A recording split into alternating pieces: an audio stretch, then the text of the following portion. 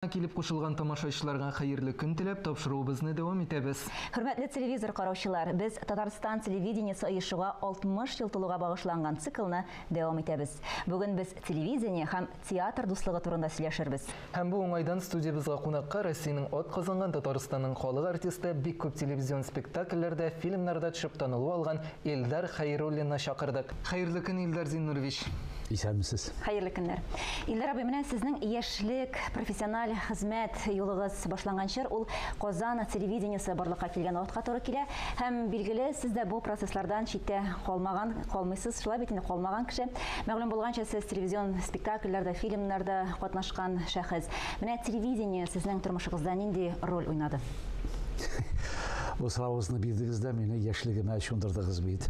Әлбәттә, без театрга килдек 70-нче елны, ләкин 68-дән инде уйный башлаган идек. Монда телевидениега чакыра башладылар. Әдәби кичәләр, ниндидер тапшырулар, телевизион спектакльләр. Беренче минем эшем монда рус редакциясе ниндидер бер телевизион спектакль төшергән. Качалов артистлары белән мине шунда чакырдылар. Мин татар малайны уйнарга тиешем. Бер көн монда бик кызык съемка иде. Ул аның режиссеры олы бер кеше иде, Милешин исемле. Мен монда бит телевидениедә бик кызык шәхесләр, режиссерлар эшләделәр. Алар күбесе театр аша килделәр. Әйтик, Ренат Сакаев, аның әсәрләре әле дә хәзер кулланалар. Әнә беренче данлыклы беренче театрны күрсәтәләр һаман. Шуннан соң Гали Хусаинов монда эшләде, баш режиссер булып. Шуннан соң Ахтам Зарипов һәм минем өчен бик якын, бик якты кеше инде Идмас Утяганов. Без алар белән бик нык эшләп, күп тапшыруларда катнашадык. Һәм бер заман артистлар белән көлешә башладык. Әйдә, без монда раскладушкаларыбызны да алып килик инде. Чөнки безнең ике иҗат урыныбыз иде. Театр һәм телевидение иде. Спектакльгә 700 кеше килә ала. А телевидениене безнең республика карый, алай гына да түгел, чит илләрдә дә карыйлар. Алар безне сагынып көтеп алалар, күрәләр. Без кайдыр менә Ташкентка киләбезме, Чиләбегә киләбезме, гастрольгә. Халык киләләр, без сезне беләбез бит, сез бит тегене уйнаган идегез. Алар безнең иҗатны беләләр. Әлбәттә, телевидение театрны үстерә. Илдар абый, әлбәттә, телевидение өлкәсендә сезгә зур танылуны Мырау Батыр фильмы алып килә бит инде, әкият фильмы.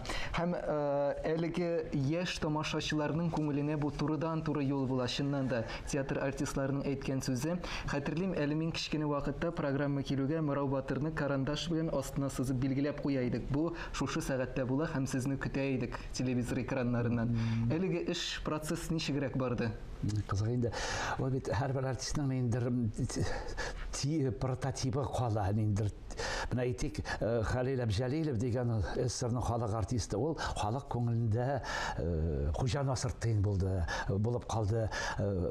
Шәүкәт Биктимиров халык күңелендә Әлмәндәр бабай булып калды. Равил Шарафиев әҗәл булып халык күңелендә калды. Мин кем күрсә дә бөтенесе башка рольләрне искә төшермиләр, бөтенесе Мырау Батыр килә диләр. Кайбер рольләрем Мырау бик дип әйтәләр. Әйтәм бик түгел, Батыр. Әлбәттә, кызык эш иде ул. Идмас Утяганов иде аның режиссеры. Ул гади спектакль түгел иде, телевизион спектакль түгел. Күп сериялы музыкаль фильм иде. Мюзиклны, музыкальный опереттамы иде. Аңлатып булмый жанрын, ләкин анда бөтен диалоглар җыр аша барадыр иде. Бик кызык барды ул. Мәрхүм композитор Рәшит Абдуллин төннә белән берничә җыр яза. Без иртәнге 8-гә студиягә киләдерик менә. Киләдерик, бер 3 мәртәбә тыңлап алабыз, 1-2 мәртәбә аңа ярып җырлыйбыз да, съемкага китүгә урманда, Лебяжида күп съемкалары булды. Анда җырлый башлыйдыр. Ничек шулай туры килгән, ничек җырлый алганбыз, үзебез дә шаккатабыз. Тыңлап шундук башкарадыр. Начар булмады бугай, кешеләр яраталар. Әлбәттә, бик кызык ул теге җай буе дип әйтеп булмый, аны бер айда кайдыр төшерелде. Лебяжида бик кыска вакыт. Бик кыска вакытта төшерелде ул, ләкин бик интенсив рәвештә төшерелде. Һәм группа бик кызык иде. Идмас Утяганов үзе бик кызык кеше иде, мәрхүм. Шуннан соң Наил Аюповлар, Әсхат Хисмәтовлар анда төште. Риша Тухватуллиннар ирле хатын төштеләр. Бер-беребезне аңлап, яратып ничектер бер солыш белән уйналган әйбер иде ул. Һәм якты истәлек булып калды. Чыннан да, Илдар абый, без хәзер сезгә әлеге фильмнан бер өзекне карап китәргә тәкъдим итәбез. Күңелле булсын. Игътибар экраннарга.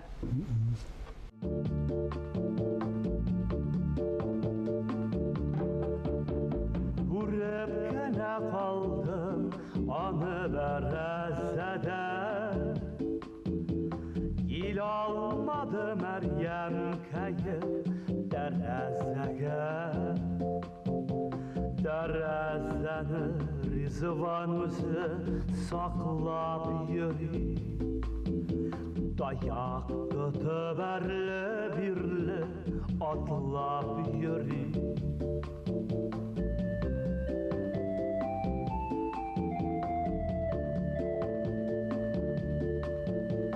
Барыннан данык сагына Мәрьям кәйне. Аның белән генә күрдем мин Марьямны. Ах шул кызның йомшак кулы сыйпаулары.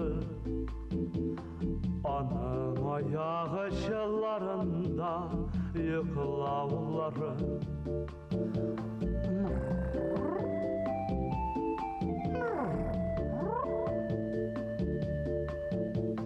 Мәрьям кәем карый тәрәзәдә. Елап калды минем өчен тәрәзәдә. Минем янга урманга ул килер микән?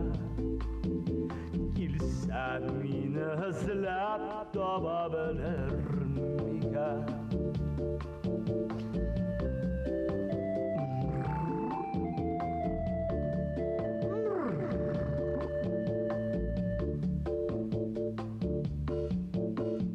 Илдар Зинурович, сез әле бүген дә менә 44 ел дәвамында театр училищесында курс алып барасыз, шәкертләрне укытасыз. Алар арасында, килүчеләр арасында сезне Мырау Батыр буларак танучылар бармы? Алайда бар. Башка рольләр белән дә танып килүчеләр бар.